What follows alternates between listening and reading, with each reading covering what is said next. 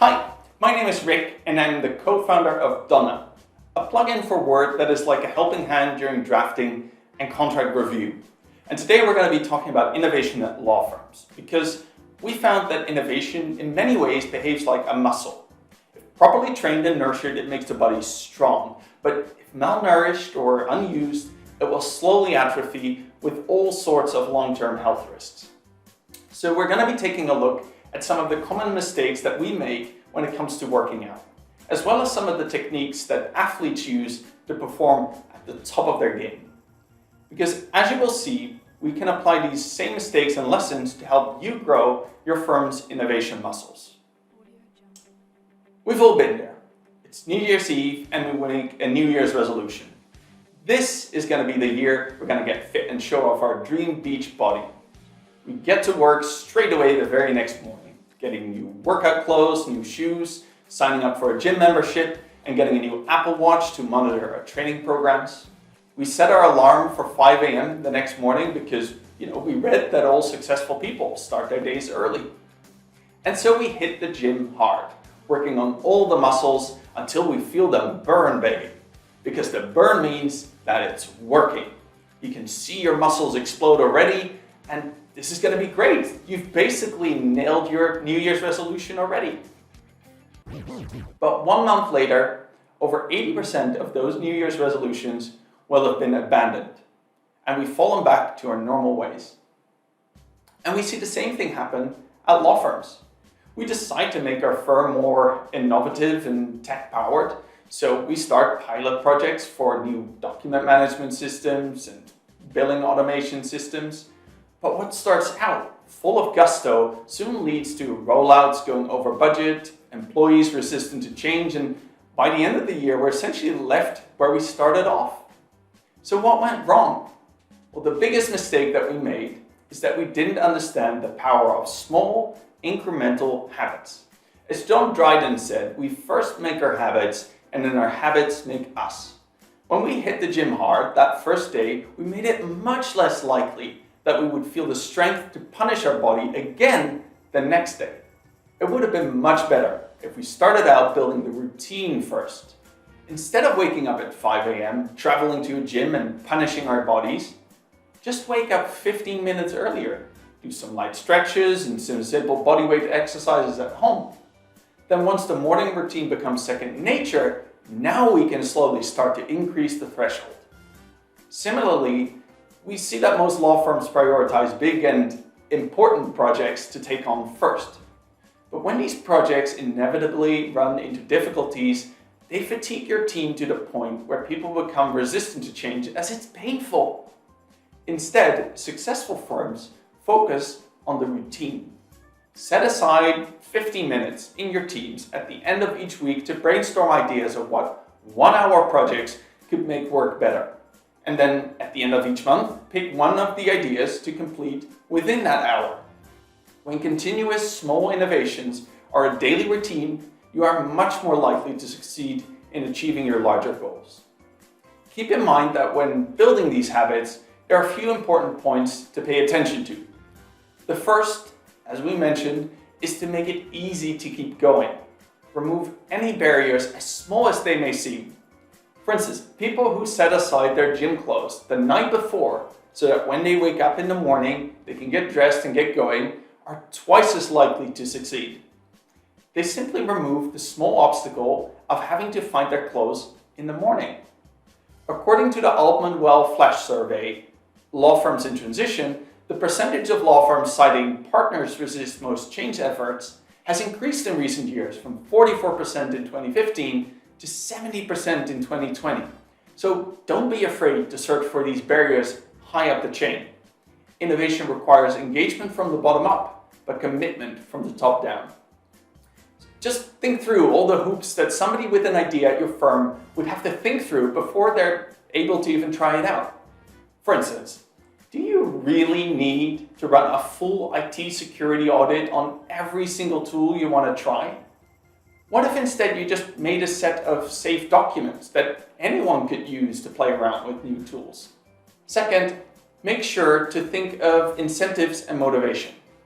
If that hour a month of working on fun innovation means that lawyers now feel the need to catch up on that hour of billable time later, they are not incentivized to engage, as that would be punished with more work.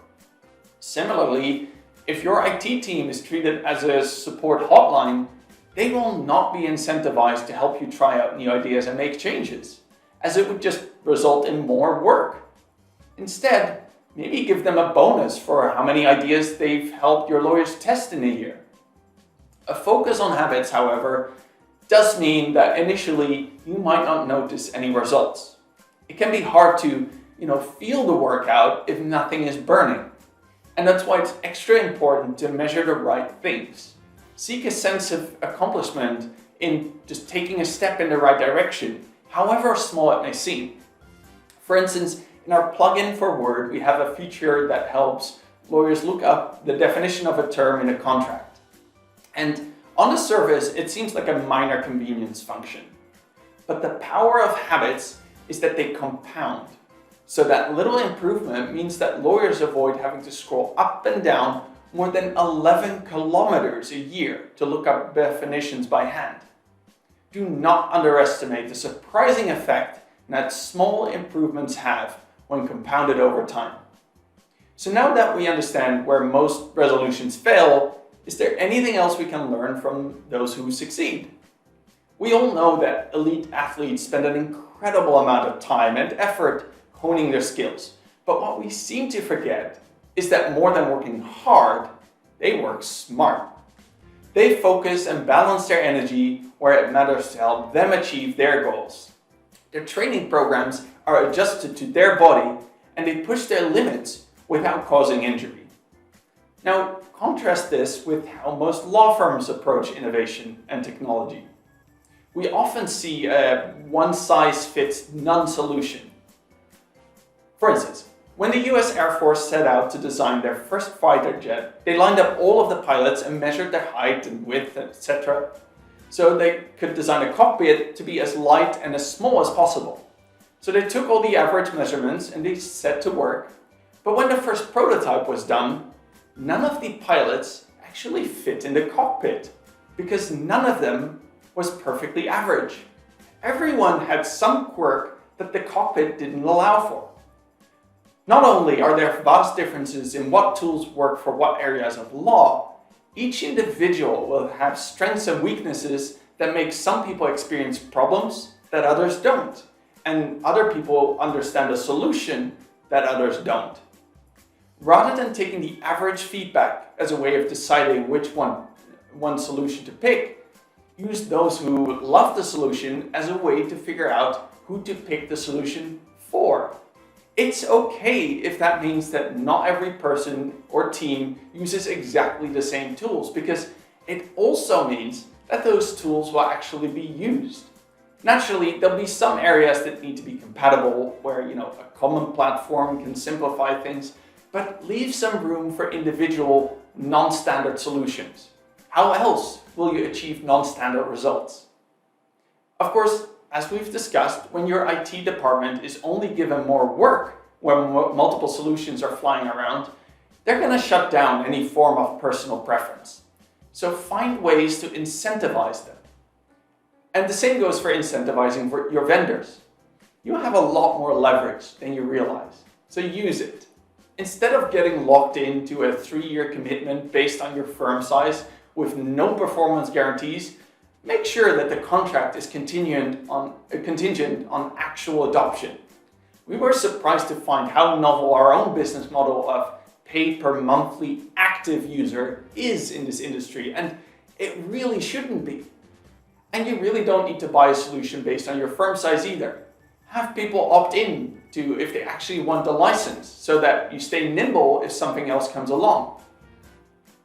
There's no more surefire way to kill innovation than for your lawyers to feel like they are being forced to use a solution that they didn't want in the first place, only for it to exclude another solution that they actually do want to use.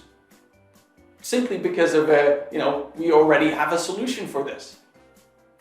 And the final lesson we can learn from pro athletes is get a coach. For instance, we offer a speedy trial pilot program where we help you run a mini test and help you measure the habit in just 4 short weeks. But lots of newer legal tech companies will be able to help you run streamlined experiments like this, if you let them. The only reason legal tech companies run complicated pilots and demos is because that's what you've been asking for. If you want to get in the habit of innovation, you need to be asking for short and quick tests and not see a pilot as a buying decision. It's a chance for your people to play around with something new, and those who it will work for will ask you to buy it for them. So to summarize, treat innovation as a muscle that needs regular training. Focus on routinely trying out new ideas and changing things rather than on implementing singular, game-changing projects. To succeed in your training, pack your gym bag the night before.